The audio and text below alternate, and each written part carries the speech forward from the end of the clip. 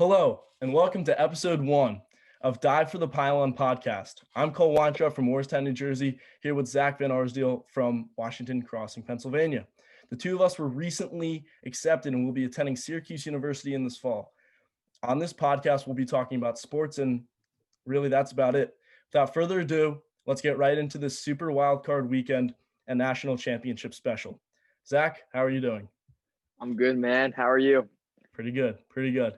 All right, so let's start off on the AFC side of things. We got Indy versus Buffalo. That's taken off against at 105 on Saturday. Yep. We got Baltimore versus Tennessee. That's also at 105 on Sunday.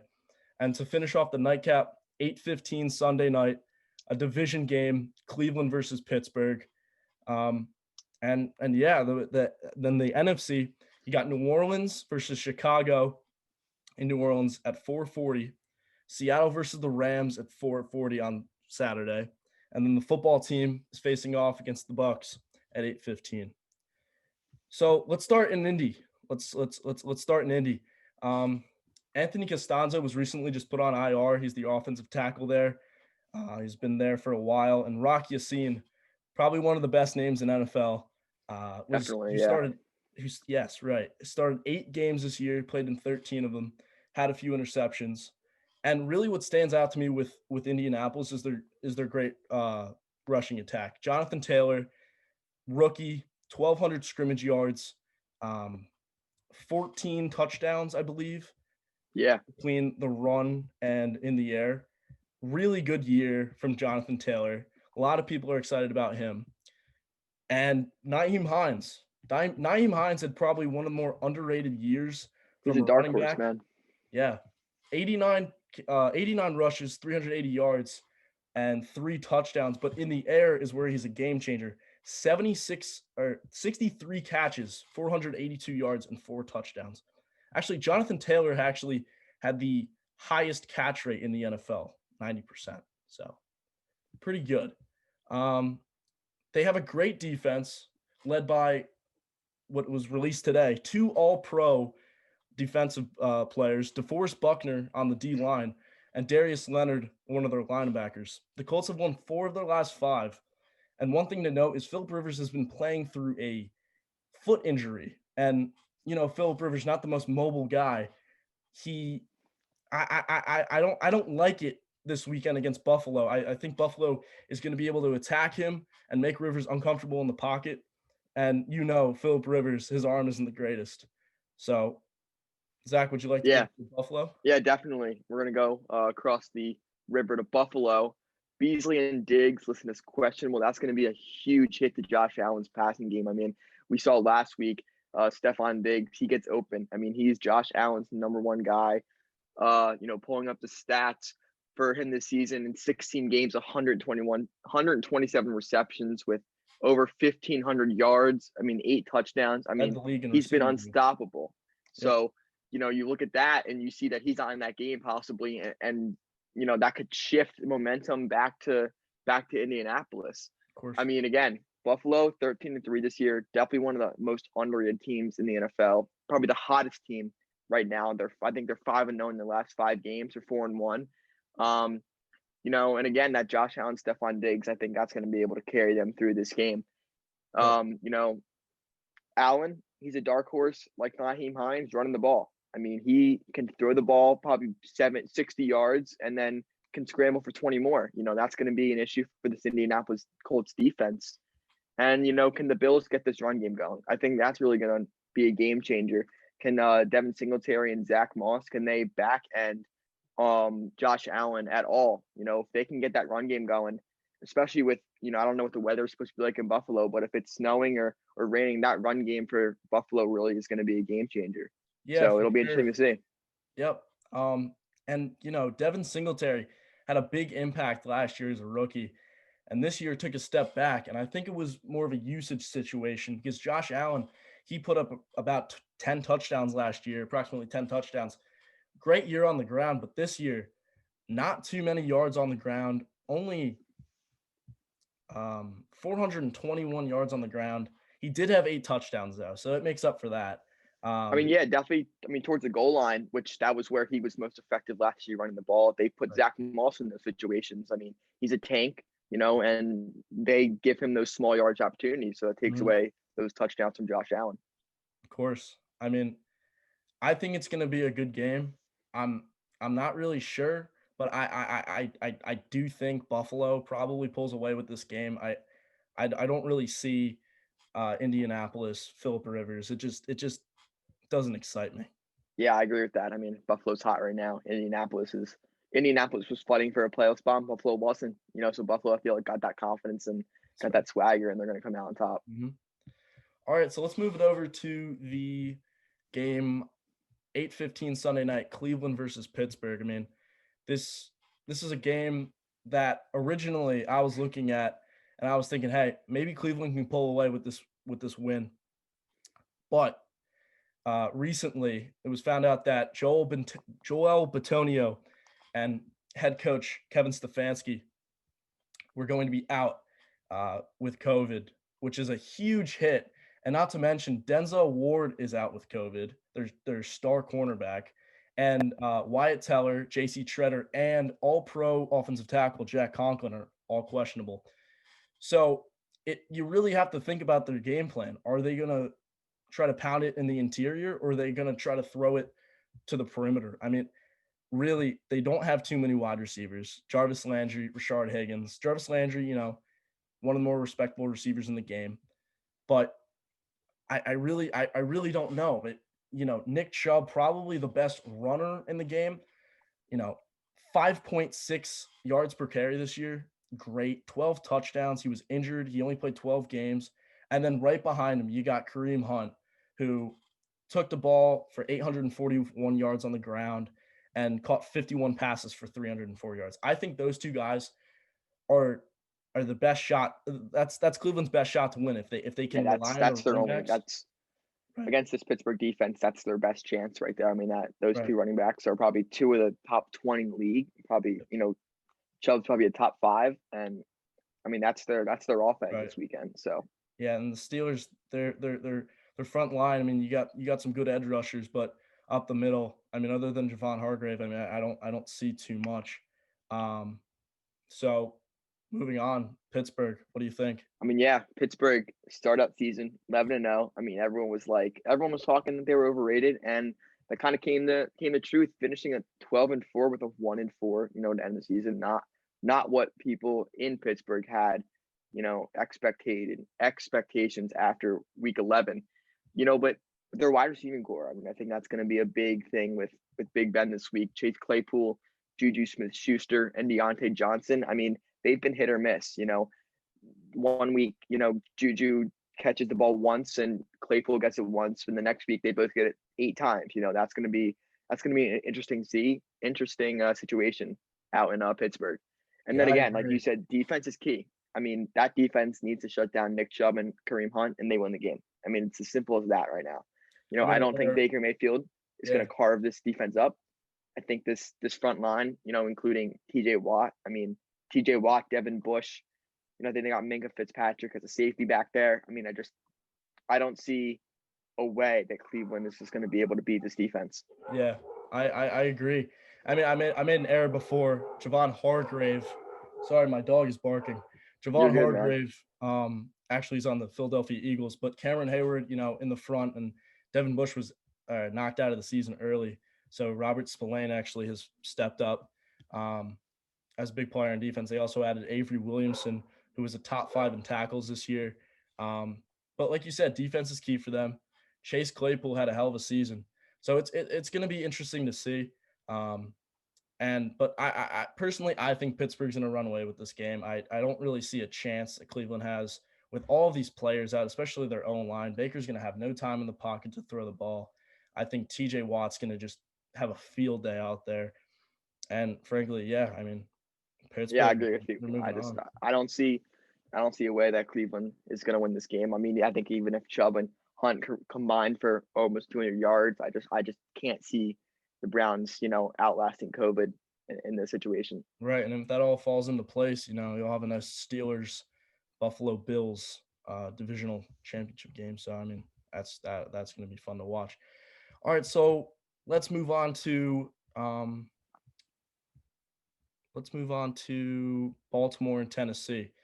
I mean, let's start off with Tennessee. So AJ Brown was on the injury report almost all week, but quote, as long as I have breath in my body, I'm going to play. Great attitude from the second year receiver from Ole Miss. But really the key here is two words: King Henry, 2,000 rushing yards. Actually, the second Tennessee Titans running back in their history behind Chris Johnson, CJ2K. Derrick Henry carved up Baltimore in last year's playoff game. Yeah, it was a pretty bad game for Baltimore's defense on that. I remember Derrick Henry spinning around Earl Thomas and shoving him out the sideline. It was very entertaining to watch. Derrick Henry was having a great year at the end of the year last year, and carried that into this year. But Derrick Henry is the X factor. I mean, if Derrick Henry's on and Baltimore can't stop him, then Tennessee can work the clock down. Ryan Tannehill doesn't have to throw too many passes, and they can just keep their offense going. But I think two players that stand out to me are Corey Davis and Jonnu Smith. And I like to mention that Corey Davis is the Pro Football Focus number 3 wide receiver when it comes to passing yards or passer rating from Ryan Tannehill. And Jonnu Smith, he's another interesting guy. He's a fast tight end, I think about 6'3". And after A.J. Brown came back in around week 8, Jonnu Smith kind of was taken out of the game plan. I think Jonnu Smith is thrown back in this week's game plan. He makes a couple big catches. He's a big red zone threat. And I mean, I really like Tennessee. Ryan Tannehill is one of the more efficient quarterbacks in the NFL. He delivers good passes, 33 touchdowns, 7 interceptions. I don't know. I just think that offense is one of the most underrated. Corey Davis, 984 yards and 5 touchdowns, and A.J. Brown, 1,000 yards and 11 touchdowns. They can fire on all cylinders. Jonnu Smith with 8 touchdowns. But their defense is their biggest issue.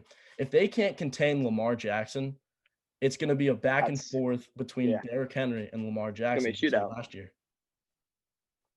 I do have to disagree with you there. I do think the Ravens are going to come out on top of this game for one reason only. Lamar Jackson. He's going to play with a chip on his shoulder. Last year, knocked out. Everyone's doubting him. 0-2 in the playoffs. But he's coming this year. I got high expectations for him. He's playing for something else this year. He's playing for those doubters. He's playing for those haters who think that he isn't clutch like that. This season in the red zone, I think actually, in his career in the red zone, he's thrown almost 50 touchdowns with no interceptions. I think that's a huge advantage for him. And I think that Baltimore offense needs to get to the red zone fast and efficiently. Right. This season didn't throw the ball that much. Yeah. Only under 3,000 passing yards. But, I think that his running game is what's going to win this game for Baltimore. Yeah, and I'll have to step in here. Usually when a player has something going on, like a crazy stat, maybe a consecutive touchdown games. I mean, I've seen this Lamar Jackson red zone stat probably 10 times now. So I think he's bound to throw an interception in the red zone in this week's game. I mean, and then not to mention Marlon Humphrey, one of the best corners in the NFL, and Jimmy Smith, a veteran corner, are both listed as questionable. They both probably will play, but there's some doubt there. If one of them doesn't play, I do think someone who had an impact in last year's game from Holy Cross, Khalif Raymond, one of the more fastest, underrated receivers in the league. No one really knows about him, but he's got some burners. He's their return man, and he could dust the Ravens secondary in one play. I mean, you might not be expecting it, but if they throw him in the slot, you never know. I mean, they definitely need to get both those guys back if they want to have a really chance. Because if they don't shut down the passing game, then the Titans are going to have the running game and the passing game on Baltimore, and that can't happen. You have to shut down the passing game and then focus all your energy back to the rushing game and try to stop Derrick Henry. I mean, that's it. So I'll take Baltimore in this. I do think that they'll prevail. I think that they'll upset Tennessee, but I guess we'll find out. I agree. I mean, we'll see. I can't say I agree, but we'll see. So let's shift it back to the let's go to the NFC. let's start off in New Orleans and Chicago. I think New Orleans has the clear advantage here, Yeah. but contrary to that, Trey Hendrickson, who put up 13 and a half sacks this season, will miss this week's game. Michael Thomas is back from the IR, which is huge for the New Orleans Saints. I mean, having Emmanuel Sanders and Deontay Harris out there is just not enough. And along with Nick Easton, who started 9 games at center from New Orleans, is out. So this could help the interior line of Chicago, specifically Akeem Hicks, who can make plays. Um, and really, this is Drew Brees' probably last year in the NFL. I mean, had a hell of a career. Drew Brees is one of the greatest quarterbacks of all time, but we'll have to see. He's been a little lackluster lately, without Michael Thomas. When Michael Thomas went down again, we'll really have to see. But Alvin Kamara is unbelievable. I mean, what the guy did on, was it Christmas? Yeah, thanks. six, Yeah, Christmas. 6 touchdowns. I remember watching that. I was like, I've never seen more than 4. Better yet 5, and then 6. Like it was crazy to me. The guy has not practiced all week, but then he did send out a tweet saying that he was on track for this weekend's game. And I really think that without Trey Hendrickson, I still think that the New Orleans Saints will be able to get to Mitchell Trubisky. I don't think highly of Mitchell Trubisky, but he's been playing better of yet. Cam Jordan flying off the edge. You got Marshawn Lattimore and Marcus Williams back there in the secondary, and then Demario Davis, who's the leader of this defense. He's, ever since coming from the Jets, I think it's really a bug that the Jets have. Once you leave the Jets, you turn into a good player. And the last couple of weeks versus the Vikings and Panthers, the Saints offense looks good. Yeah, And then I'm gonna bring this over to Chicago really fast. Buster Skrine is out. I mean, that is a killer for the Chicago Bears defense, who really carries this team. When the defense doesn't play well, they don't win games. It's kind of as simple as that, with that struggling offense, with that back there with Mitchell Trubisky, and with Buster out, Emmanuel Sanders is going to have a field day. I mean, who, along with rookie sensation, Jalen Johnson could be out as well. So Buster Skrine and Jalen Johnson both out. I mean, Emmanuel Sanders is going to have a field day. Mark my words. He's going to exploit that Bears secondary. And it's going to be fun for Drew Brees. He's just going to be able to sit back in that pocket and have a bunch of time, in my opinion. Rookie wide receiver, Darnell Murray. He didn't practice on Friday with an ankle injury, I guess, today.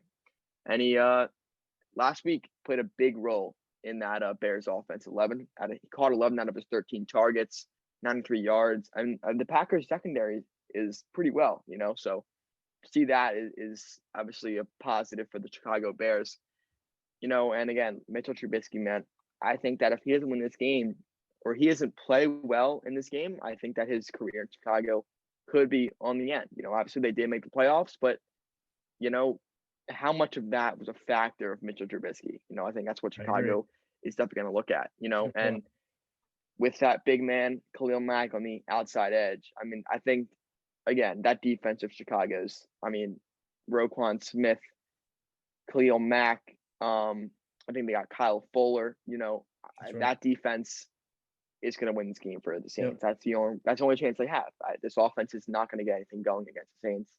So, I'm going to take the Saints in this one. I don't think the Bears defense can do enough to help out their offense, but I think it's going to be a good game.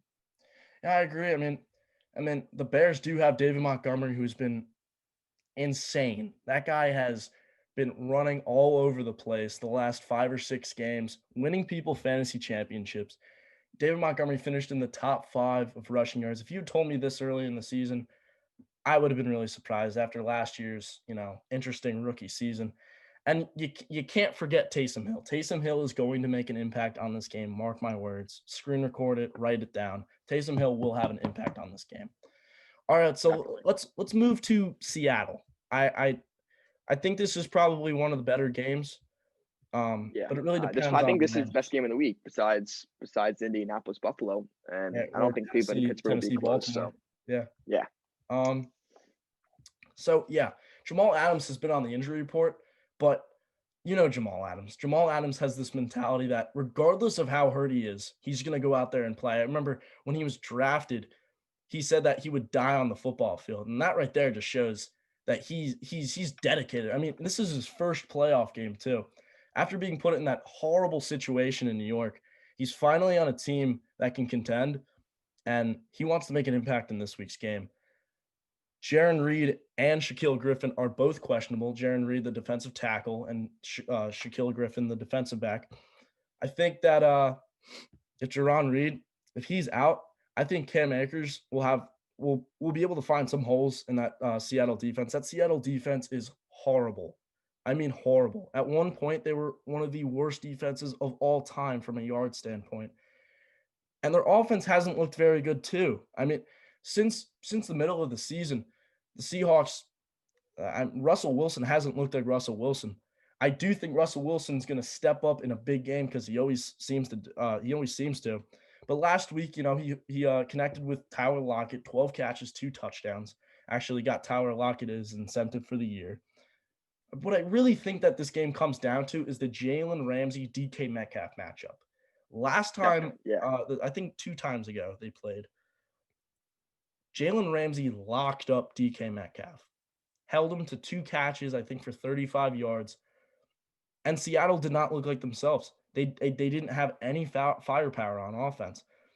And I think part of that firepower that they need to have this week and throughout the rest of the playoffs is Christopher Carson. Chris Carson. He is a great running back. He gets no credit. Every time I watch Chris Carson play, he's always blowing through linebackers and making these quick cuts. He's the real deal. His one issue is staying healthy, but since he's not been on the injury report and almost all of Seattle's backup running backs are injured, I think he's in it to win it. He's going to be in there, and I think he's going to have a big impact on this game. Oh, I 100% agree with you, especially with that DK Jalen Ramsey matchup. That is going to be a fun matchup to watch this weekend. I think Jalen Ramsey probably the best cornerback in football, and DK Metcalf is making a name for himself. Second year wide receiver out of Ole Miss, but he's just putting on a show week in and week out. So that's gonna be an exciting matchup in my opinion. Yeah, but we're gonna transfer this over. Oh yeah. Oh, I mean, you should know. I mean, you're an Eagles fan, and it seems like DK every time he plays the Eagles, he's always going off, and it might be a little bit of that anger when the Eagles passed up on DK taking JJ Arcega-Whiteside, but that's besides the point. Continue. Yeah, it's that's definitely a pain in the Eagles. Every time we play Seattle, he seems to catch the ball a lot, but that's definitely frustrating. We're gonna hop over to Los Angeles though. They got some issues by themselves. Jared Goff or John Wolford, who will be their quarterback this week? I think that's going to be a big impact on this game. John Wolford starts maybe with Jared Goff out with a wrist injury or thumb injury, but if Jared Goff comes back, who knows? Sean McVay has said that no one will know until almost game time. So it's really hard to tell. I think if John Wolford starts, I don't think Los Angeles has a chance. I don't think even though Seattle's defense has definitely had its issues this season, John Wolford is, I think his first start was week 17. This guy is not a playoff quarterback. So I think it's going to be a hard uphill battle with John Wolford in, but I think if there's Jared Goff, I think the Rams have a really good chance to win this game. I think between the defensive side, with Aaron Donald and obviously Jalen Ramsey, I think that they're going to put a lot of pressure on Russell Wilson and make good passes and try to get him out of the pocket. And I think then this offense will just connect. I think this game will be similar kind of to the Rams will be similar to the Bears. If the defense plays well, the offense will follow. But I do have Seattle winning this game, but I do think that if Jared Goff starts it could be a showdown out in Seattle. Yeah, I mean, Jared Goff's like a roller coaster at Disney World. You never know what you're going to get. He's either at the very top or the very bottom. I mean, and his wide receivers suffer. His wide receivers go down with him. Cooper Kupp and Robert Woods, they almost have no impact when Jared Goff doesn't play well.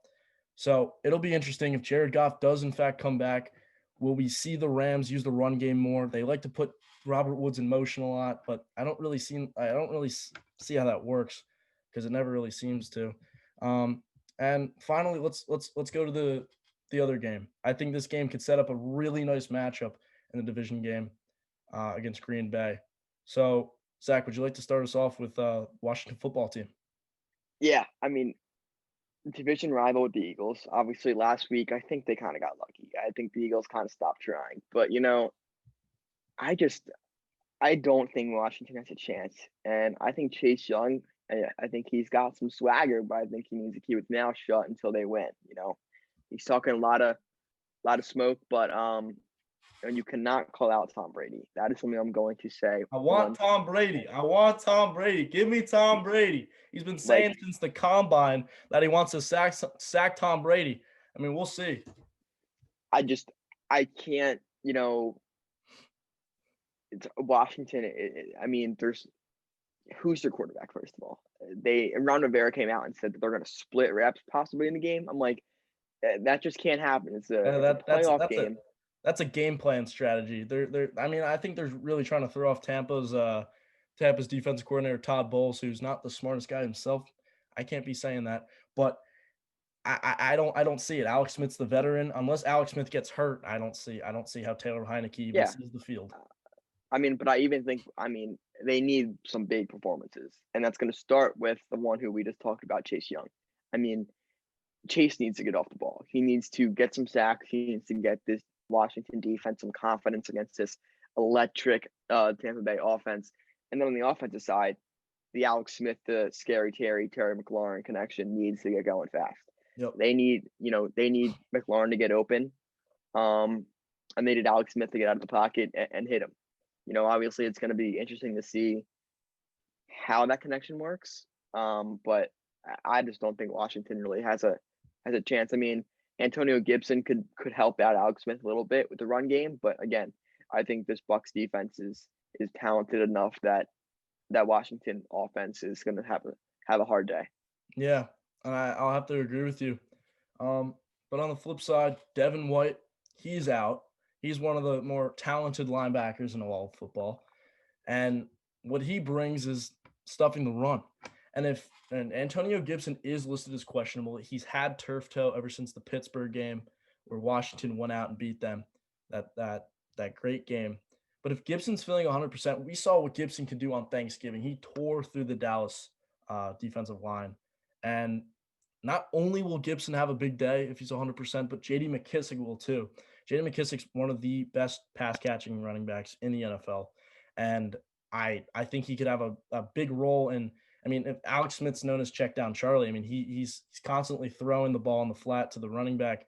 And McKissic also sometimes lines up as a wide receiver. So I think that's something to look out for. He's an interesting guy. Carlton Davis, the Tampa top corner, is also a game time decision. If McLaurin's playing and Carlton Davis, that means Sean Murphy Bunting is likely covering Terry McLaurin, and that is a complete mismatch. Oh, definitely. Pardon me. And I think it's the similar effect with Gibson. I mean, if since White's out, I think Gibson could have a big role. And I read yesterday, Mike Evans is actually a game time decision. But don't you worry, Tom Brady. Still have Chris Godwin, Antonio Brown, and Rob Gronkowski. Chris Godwin has been tearing up secondaries lately. 4 touchdowns in the last 3 games and 2 last game. I mean, Chris Godwin, since Brady got there, Brady likes to spread the ball around. But when Godwin gets his opportunities, he's catching the ball. Antonio Brown. Sorry, would you like to intervene? No, you're good. Oh, okay. Sorry. Antonio Brown, 135 yards and 2 touchdowns last week. We really saw vintage AB, and that could play a huge role in their path to the championship, path to the Lombardi Trophy. I mean, if Antonio Brown's playing like Antonio Brown, it's a different story. I mean, I think he had 2 touchdowns, right, last week? Yeah, that's right. He had 2 touchdowns? Yeah, I mean, that's that connection right there. If Antonio Brown, like you said, plays like Antonio Brown, I mean, I think that Tom Brady connection is going to be lights out. Yeah, and don't forget Rob. I mean, Gronkowski's still one of the best red zone targets in the NFL. He's so big. He's so muscular. He can run a fade route and just catch a ball over on a cornerback's head. He's just a complete mismatch. And one thing to look at is the Shaq Barrett, Jason Pierre-Paul pass rush. Jason Pierre-Paul has been having a great season. Shaq Barrett took a little step back, but you would expect that when you lead the league with sacks with about, I think it was like 18 and a half. But the key to the game is making Alex Smith uncomfortable. I mean, Philadelphia was making Alex Smith uncomfortable, and that game was close for a while. So I think that, the Tampa defense, even without Carlton Davis and maybe even without Devin White and maybe Carlton Davis, I think it's gonna be a landslide. I think that Tampa's gonna win by 25. I don't think there's a shot. And if Tampa does win, then we got ourselves a Brady Rodgers matchup next week, which is going to be, That'd be unbelievable. That'd be yeah. I what mean, people want to see. So you got two of the best. Tom Brady, 40 touchdowns this year, had a great season, and yeah. So let's shift it. I mean, I think the NFL playoffs. I mean, I think I think it's going to shape out to how we expected. I personally think the Chiefs are going to win the Super Bowl. Zach, do you think the same thing? I, you know, I think the Bills. I think the Bills will win Super Bowl, and I just think they're playing so well. I love Josh Allen's game, and I think that Cole Beasley and Stephon Diggs and Devin Singh. I mean, I think that offense is just probably one of the best underrated, probably the most underrated offense in the NFL right now, and probably one of the best. So I think I'm gonna take them. I'm gonna take I can't talk an underdog. So we'll see what happens. Yeah. And all right, so let's get the NFL playoffs out of the way. Let's shift our focus to the national championship. The national championship, I don't even know when it's going to get played. I mean, we heard that Ohio State had a COVID outbreak, and Nick Saban's daughter actually went to Twitter calling out Ohio State, calling this a fake outbreak, and saying that they were just buying time for Justin Fields to recover from that brutal rib injury that James Skalski caused in last week's Ohio State Clemson game. I mean, he lowered the helmet right into the ribs. He was preventing him from a first down, but still targeting call. I think it's going to be interesting. What do you think? Yeah, I think that it'll really depend on when this game is played. I think they're still going to play it on Monday, I believe. Yep. I don't think that COVID is going to play. Obviously Ohio State has COVID issues. Right. We've seen that, and that's been a factor throughout their entire season. Yep. But I think now at this stage, I don't think they're going to push this game back. I think it's going to play on time, and I think Justin Fields is going to have to show up. Hurt or not hurt, we saw what he did last week against Clemson, and I mean that was fresh off the injury. Obviously, adrenaline probably helped him a lot. In a big game. Probably the hurtness of that injury didn't affect him as much. I mean, I think he threw for 4 or 5 more touchdowns after the fact of that injury. Yep. And that just goes to show you that, he's one tough dude. I mean, I think he's going to play through it. I think they're going to play Monday.